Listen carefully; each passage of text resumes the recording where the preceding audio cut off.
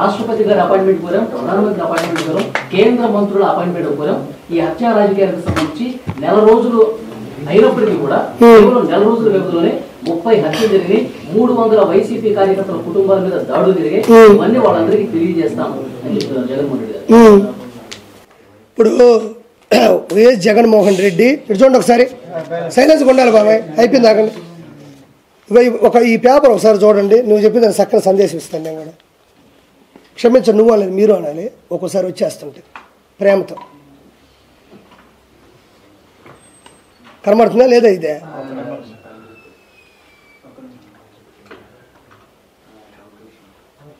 ఓకేనా? ఇది చూద్దాం. 2019 నుంచి ఈ రికార్డ్స్ నుంచి తీసుకున్నా, ఈ చట్టంగా ఉన్నట్టు 2019 నుంచి 2024 మధ్యన జగన్ పాలనలో హత్యలు చూడండి సార్. క్రమ సంఖ్య 1, వివిధ కేటగిరీలు సంఖ్య 3, బీసీ 300 మంది, ఎస్సీ ఎస్టీలు 188 మంది, మైనారిటీ సభ్యులు 11 మంది, మహిళలు 991, పార్టీ కార్యకర్తలు 79, ఎన్నికల కోడ్ సమయంలో హత్యలు 13, ఎన్నికల తర్వాత జరిగిన హత్యలు 6, మొత్తం 1588. ఇది 2019 నుంచి 2024 వరకు కూటమి గెలిచిన చివరిలో కావచ్చు, దాని ముందు వరకు జరిగిన వివిధ రకాల క్యాస్టులు కానీ ఒక క్రమ సంఖ్యలో 1588 హత్యలు వైఎస్ జగన్మోహన్ రెడ్డి క్రమంలో జరిగినాయి. నేను ఈరోజు కూర్చొని నేను అనేస్తా, ఢిల్లీ పోతా, మోడీ గారితో మాట్లాడతా అనేది అవుతుందా? నేను జగన్మోహన్ రెడ్డి ఇద్దరం ఒకటే. ఇప్పుడు నేను జగన్మోహన్ రెడ్డి ఇద్దరం ఒకటే, కిరాక్ కార్పి జగన్మోహన్ రెడ్డి ఇద్దరం ఒకటే. ఎవరు ఇప్పుడు మాజీ సీఎం అయితే, మాజీ ఉంటే ఎంత తేడా వస్తుంది తెలుసు నీకు? ఇప్పుడు నేను మాజీ సీఎం అంటున్నాడు అన్న, ఇప్పుడు అవును నేను అంటున్నానబ్బా, నా ఆలోచన దృష్టిలో జగన్మోహన్ రెడ్డి నేను ఒకటే. నేను ఏం చేయలేడు, ఆయన ఏం చేయలేడు. ఏమన్నా చేస్తే ఇంకో ప్రెస్ మీట్ పెడతా, నేనే మాట్లాడతా. ఏమీ చేయలేడు, చెంతకాయలు కూడా రాలవయ్యి. చెప్తున్నాడు కదా, మనిషి చచ్చిపోతే 15,000 ఇచ్చారా, 15,000 ఇచ్చారా, 15,000 ఇచ్చారా? అక్కడ తెలియదా మనిషి వ్యక్తిత్వం ఎలా ఉంది, సైకలాజికల్ ఎలా ఉంది?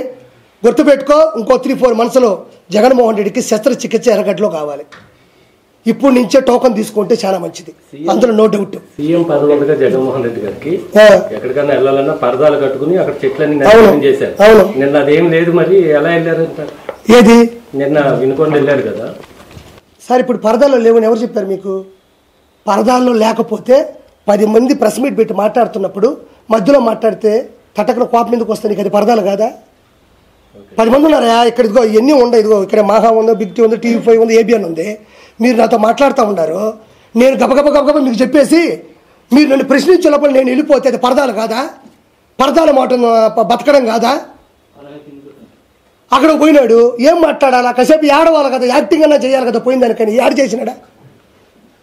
యాక్టింగ్ అంటే నేనేం తప్పు అనడంలే, కనీసం పోయిన దానికి మన బాధ వచ్చినా బాధ రాకపోయినా ఎంతో కొంత బాధ రావాలి కదా, అది కూడా చేయలేదు కదా. రాష్ట్రపతి పరిపాలన రాదు వాడు చెప్తానంటే ఫైనల్గా ఆయన దూరం ఇంతసేపు ఉన్నంత వరకు నేను గర్వంగా ఫీల్ అవుతున్నా. ఫైనల్గా ఏంటంటే అతను 2010 నుంచి 2024 వరకు 151 మంది ఎమ్మెల్యేలు, అంటే ఒకరు వెళ్ళిపోయారు, కోటమిరెడ్డి సీతారెడ్డి గారు, ఆయన నచ్చక తీసేయండి. ఏ 150 చిల్లర ఎంతమంది అయితే ఉన్నారో వాళ్ళు ప్రతి ఒక్కరూ అవినీతి చేశారు, కొన్ని వేల కోట్ల రూపాయలు. వాళ్ళు ఏమనుకున్నారంటే రాబోయేది మనమే, రాబోయే 30 సంవత్సరాలు మనమే అని ఏ తప్పును కూడా కప్పి పెట్టే ప్రయత్నం చేయలేదు, కప్పి పెట్టలేదు, అలా వదిలేశారు. To be continued. ఇప్పుడు నేను చెప్తున్నా, ఈ 5 సంవత్సరాల్లో 150 మంది ఎమ్మెల్యేలు జైలుకి వెళ్ళబోతున్నారు బయల్లా.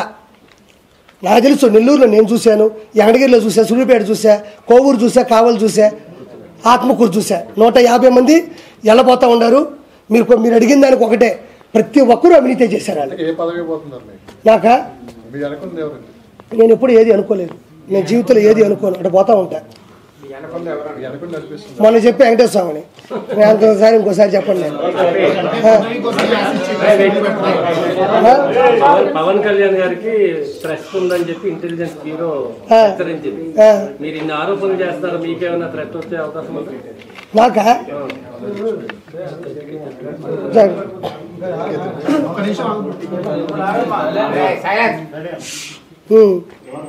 అన్నయ్య అడిగిన క్వశ్చన్ అంటే మళ్ళీ నేను మీకు చెప్పాలి, ఎందుకంటే అరిచేసినారు మధ్యలో. ఏం లేదన్నా, ఇప్పుడు పవన్ కళ్యాణ్ గారికే ఇంటెలిజెన్స్ రిపోర్ట్ ఇచ్చి థ్రెట్ ఉంది, మరి నీకు లేదా అన్నాడు. ఆయనకే ఉన్నప్పుడు నాకు ఎందుకు ఉండదు? ఏం స్వామి, అంతమంది బాడీ గార్డులు ఆ విధంగా క్యాడర్ పెట్టుకొని ఆయనకే ఉన్నప్పుడు నాకెందుకు ఉండదు? నన్ను మెడయించి చంపదాం అనుకుంటారు.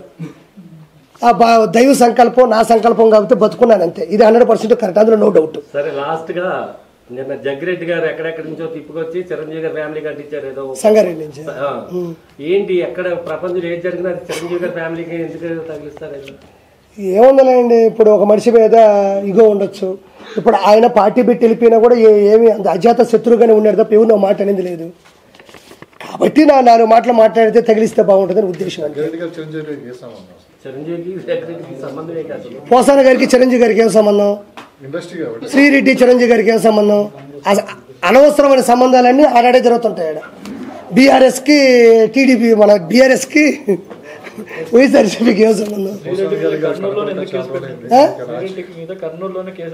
వాళ్ళ కడుపు మండింది కాబట్టి. వాళ్ళకి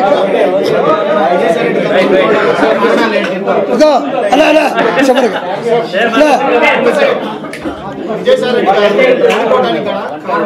అయ్యా ఒక మాట చివరిగా విజయసాయి రెడ్డి గారు ఓడిపోవడానికి కారణాలు ఏంటి అన్నాడు. కారణాలు కాదు, దారుణాలు. నెల్లూరు జిల్లాలో ఉండే కాన్స్టిట్యున్సీలో, మొత్తం కాన్స్టిట్యున్సీలో వేమిరెడ్డి ప్రభాకర్ రెడ్డి గారికి ఒక చరిత్ర ఉంది. ఒక హై స్థాయి పర్సన్. ఇలా ఏటూ ఉండే వ్యక్తి, ఏటూ చెట్టు వ్యక్తి మీద గెలవడం కష్టం. చాలా చిన్నపిల్లలు అడిగినా నెల్లూరులో చెప్తారు, వేమిరెడ్డి గారిని తట్టుకునే శక్తి కానీ ఎవరికీ లేదు. అలా అని చెప్పి ఇతను నేర చరిత్ర ఉంది. కాబట్టి 2,60,000 ఓట్ల మెజారిటీతో ఆయన గెలిచాడు. అది ప్రత్యేకంగా చెప్పలే.